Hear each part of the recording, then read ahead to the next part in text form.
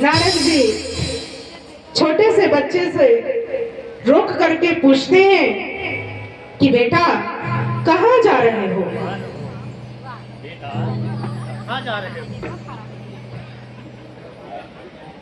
वह बालक जवाब देता है, मैं उस पिता की खोज में जा रहा हूँ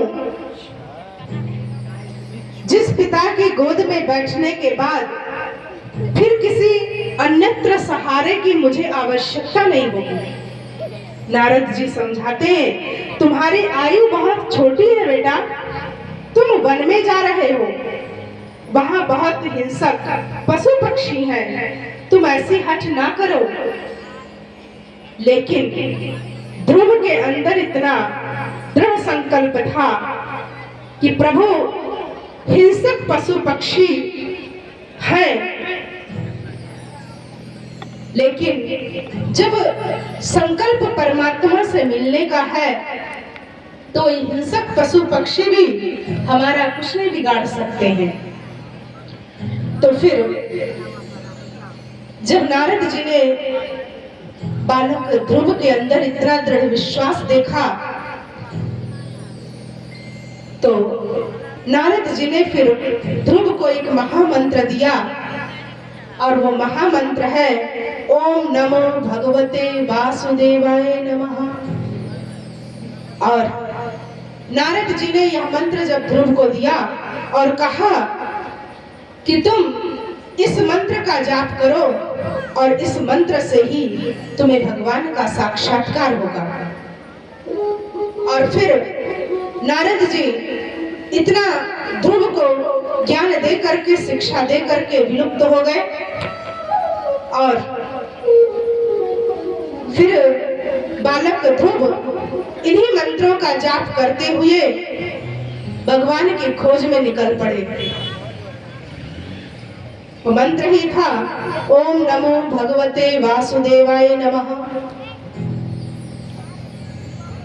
ओम नमो भगवते वासुदेवाय नमः।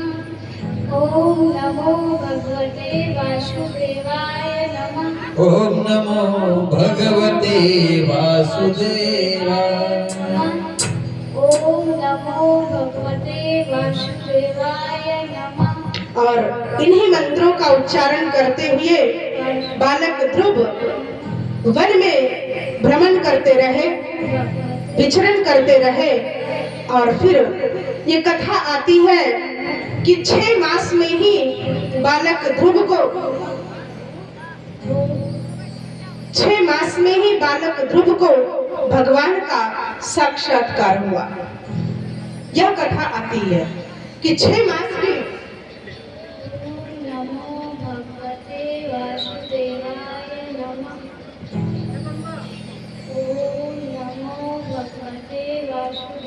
और फिर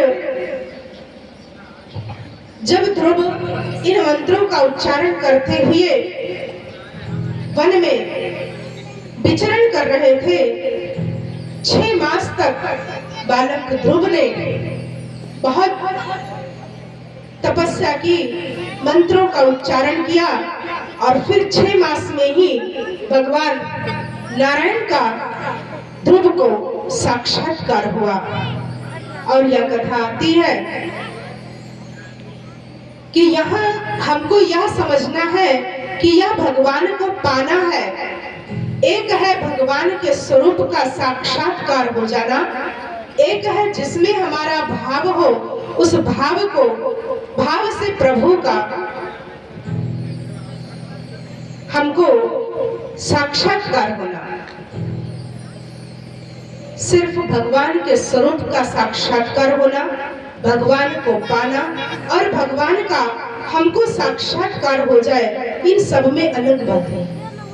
गीता में भगवान कहते हैं कि जो मुझे जिस रूप से याद करता है मैं उस रूप से मनोकामना पूर्ण करता हूँ।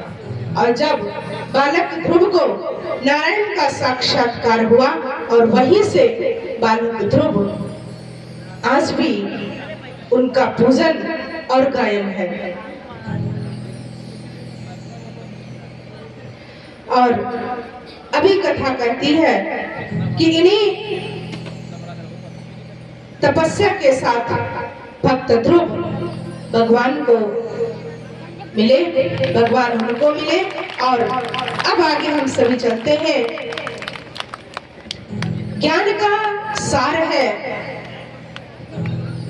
गीता में बहुत अच्छी बात कही गई है कि सर्व धर्मानि परित्यज्य मामेकं शरणं व्रज।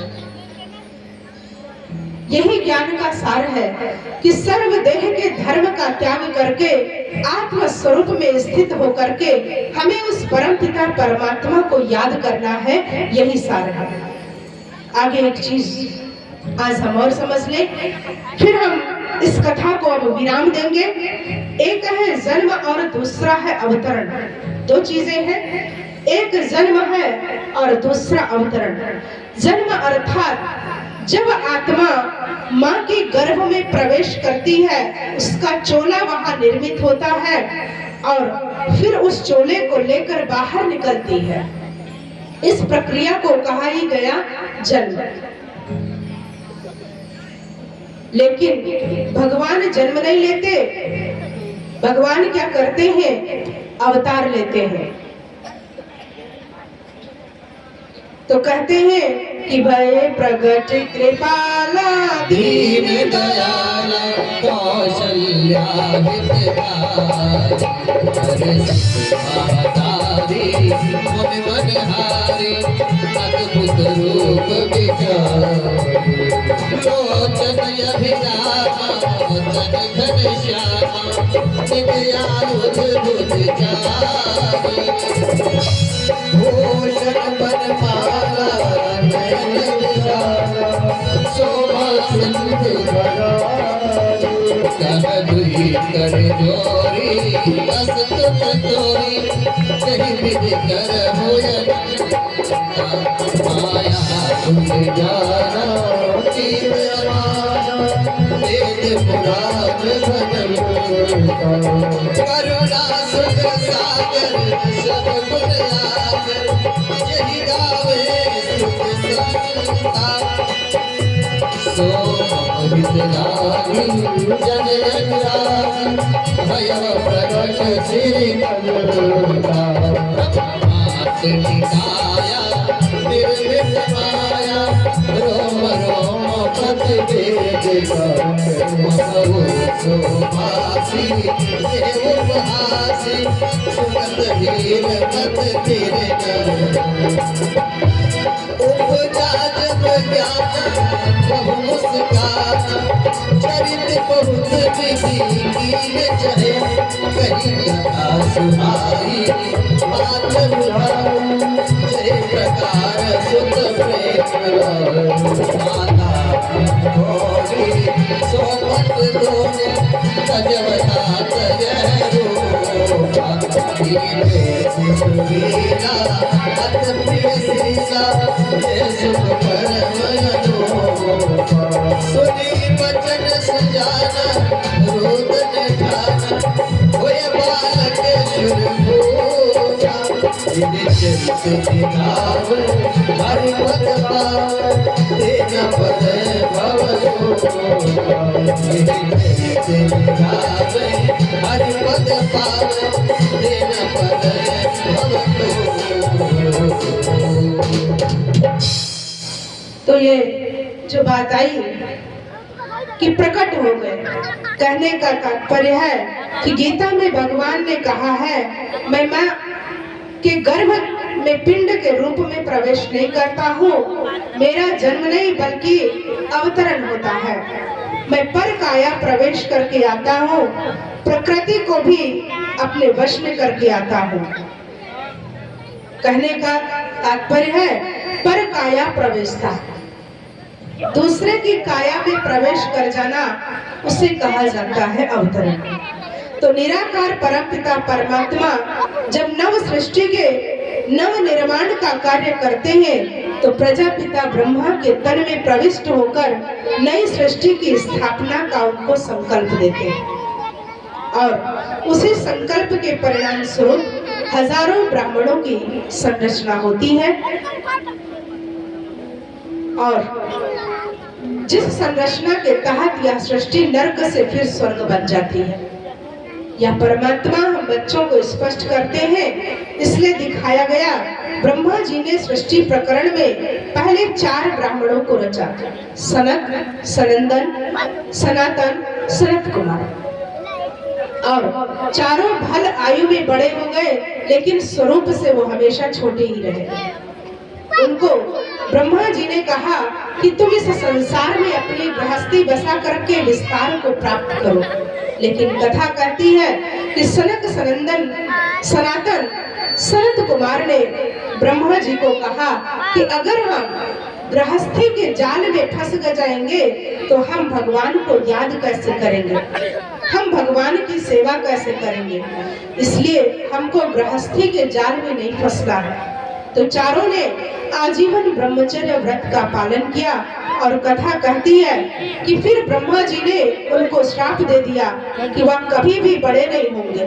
तो वह चारों बालक ब्रह्मा जी को कहते हैं, ब्रह्मा जी, पिताजी, आपका यह श्राप नहीं है, आपका तो यह वरदान है। अगर हम सदा छोटे रहेंगे तो छोटी आयु में तो भगवान का भजन करना यह तो अमृत के समान है, यह श्राप नहीं है। और फिर बात आती है कि कई लोग कहते हैं कि क्या जरूरत है इतना ज्ञान सुनने की, लेकिन भगवान कहते हैं, बच्चे, यह विश्व परिवर्तन का समय चल रहा है। जब तक तुम ज्ञान सुनोगे नहीं तब तक इस माया की आंधी से बच नहीं सकते हो। ठंडी है तो ठंडी से बचना पड़ेगा। और कहा जाता है कि जब चीजें मिलती हैं तो वह संयोग है, जब चीजें बिछोड़ती हैं तो वह वियोग है, और जब आत्मा और परमात्मा का मिलन होता है तो वह राजयोग है। ऐसे योगी बनने की प्रेरणा भगवान हम बच्चों को दे रहे हैं।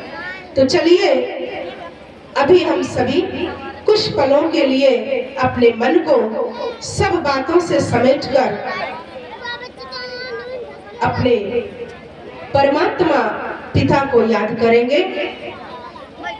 आप सभी कल की तरह जो मेडिटेशन हुआ था, आप अपने कमर को सीधा करके बैठेंगे। बच्चे थोड़ी देर शांत रहेंगे, बच्चे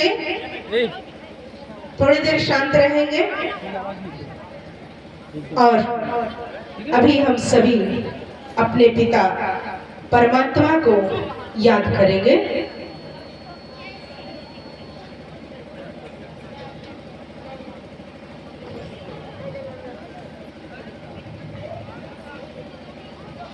आइए कुछ पल के लिए हम अपने मन को एकाग्र करेंगे,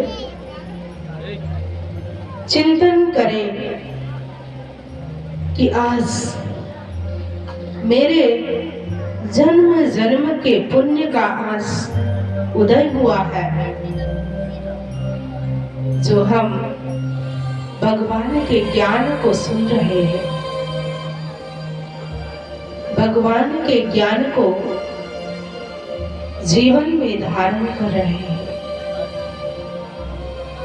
मैं शरीर नहीं बल्कि एक आत्मा हूँ। मुझ आत्मा पर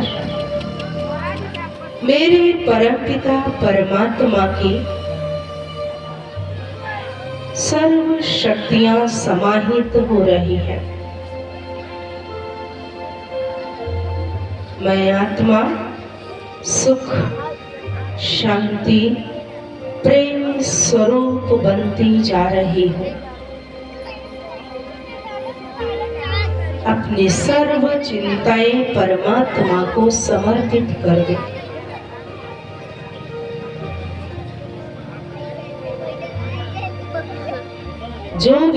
चिंता है, जो भी बोझ है मन में, आप भगवान को सुना दें और अपने पिता परमात्मा पर विश्वास रखें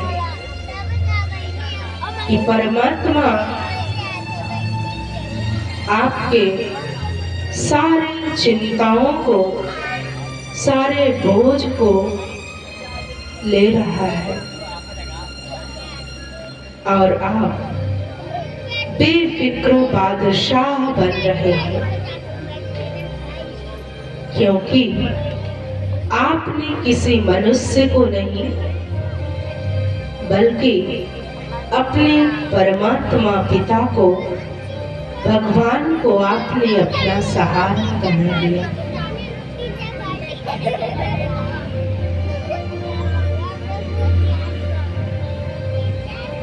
मैं आत्मा सर्व शक्तियों से संपन्न हो पुनः अपने वृकुटी रूपी सिंहासन पर विराजमान हो रही हूँ।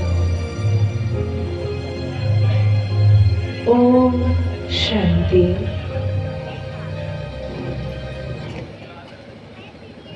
तो अभी हम सभी अपने परमपिता परमात्मा को जो भी चिंताएं थी, जो भी समस्याएं थी, हमने परमात्मा को दे दिया और हम अब निश्चिंत होकर के रहेंगे, क्योंकि परमात्मा हमारा पिता है,